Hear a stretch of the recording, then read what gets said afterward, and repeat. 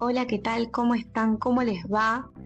Bienvenidos a este segundo episodio de Con Buena Leche, un podcast de Puericultura en Red. Mi nombre es Vanessa Bley y hoy traigo un tema bastante polémico porque tiene que ver con la relevancia de la asesoría en lactancia cuando una mamá acaba de parir y está en el hospital, en el sanatorio o en la clínica y comienza a recibir consejos para poder amamantar a su bebé. ¿Qué sucede cuando hay inconsistencias en estos consejos? Cuando no hay una unificación de criterio y aparecen un montón de profesionales que cada uno desde su punto de vista aconseja a esta única mamá. Me parece que la mejor forma de graficar esto es a través de la experiencia de una mamá. Es por eso que le pedí a una de las últimas familias que atendí si querían contar su experiencia y transmitirla, y bueno, acá la tengo. Dice, mi nombre es Laura. El día 4 de marzo estaba cursando la semana 38 de gestación y se empieza a desencadenar un larguísimo trabajo de parto de 32 horas. Fui a la clínica, me mandaron a casa para hacer parte de la labor ahí. Estaba muy nerviosa, incómoda, y por la noche volví a la clínica porque no podía pasar una noche más así. Lo que más quería era que mi bebé nazca de forma natural. Lo di todo y finalmente nace Jazmín, pesando 3 kilos 250. Durante la primera hora, si bien estaba conmigo, dormía plácidamente en mi pecho, hasta que viene una enfermera y me pregunta si ya le di de amamantar y le dije que no. Inmediatamente la empieza a despertar y me dice que tengo que darle durante 15 minutos una teta y 15 minutos otra. Pero no lograba que se prenda. Insistimos durante aproximadamente una hora y no succionaba. En un momento se prende y empieza a molestarme. Otra de las enfermeras me dice que tengo que aguantar porque es normal que me moleste, porque significaba que estaba succionando bien. Esa noche fue de terror. Jazmín se despertaba cada 3 minutos llorando a los gritos. La ponía en el pecho, succionaba 1 minuto y se dormía. Ese minuto era el infierno de lo que me dolía. En un momento, no había forma de calmarla y me dice la enfermera que era de hambre, que iba a traer una jeringa con leche. Y sí, tenía mucha hambre. Pude descansar unas 3 horas, pero nuevamente cuando se despertó lloraba muchísimo y se me dormía. Ahí conozco a la primera puericultora que nos dice que tenemos que comprar una pezonera. Mi marido la busca y me la coloco directamente. No sabía que había una técnica para hacerlo correctamente. Entonces se me salía todo el tiempo.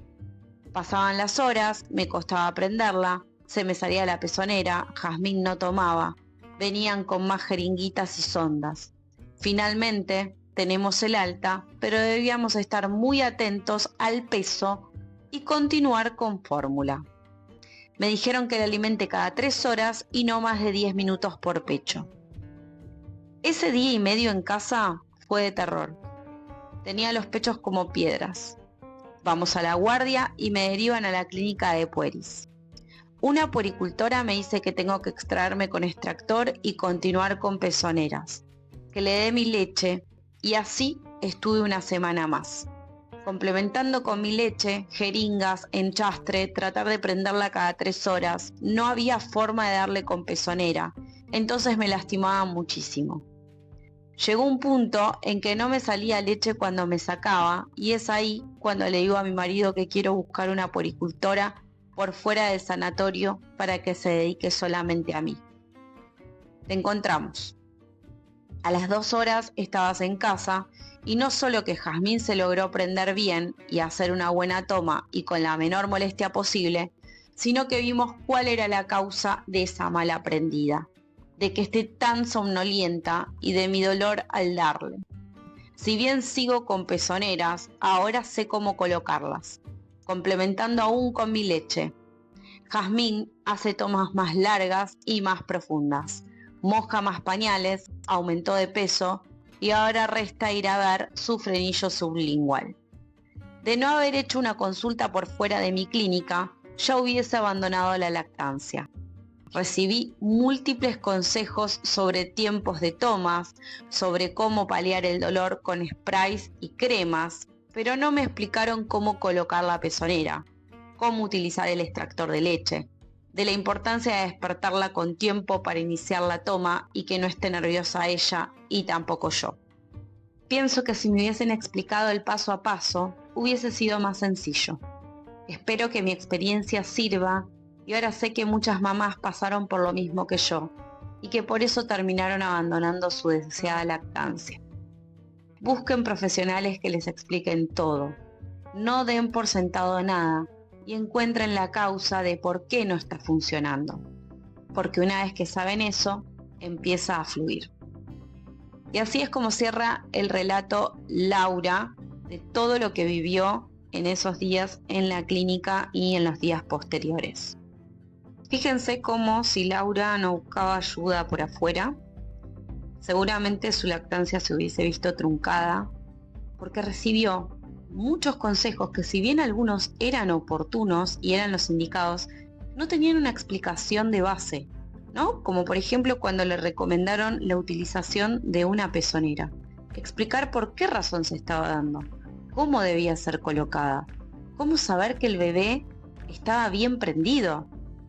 Porque piensen que para muchas familias, para muchas mamás, es la primera vez en su vida que están dando a amamantar. Y tal vez no saben qué significa que un bebé esté bien prendido, cómo darse cuenta que está tomando, que está haciendo una toma efectiva. Lo mismo con los tiempos de toma. Primero le dijeron que tenía que darle 15 minutos de un lado, 15 minutos del otro. Después le dijeron que como máximo 10 minutos por pecho. Pero ¿cómo se empieza a contar el tiempo en esa toma? Porque no es tan sencillo contarlo. A veces entre que se acopla el bebé y empieza a hacer una real toma efectiva, pasa cierto tiempo. Entonces tal vez esa mamá se colocó al pecho a su bebé a las 5 de la tarde y hasta que pudo prenderlo finalmente son las 5:20. ¿Sí? Entonces si uno le dice 15 minutos, ya ahí se empieza a desorientar. También hay que explicar a las familias que los bebés al iniciar la toma y cuando están tomando realizan pausas, que esas pausas no significan que se esté quedando dormido. También es importante explicar cómo es una toma vigorosa, cuál es la succión nutritiva, cómo es una succión afectiva, para que también tenga esa noción de que realmente está tomando de forma correcta.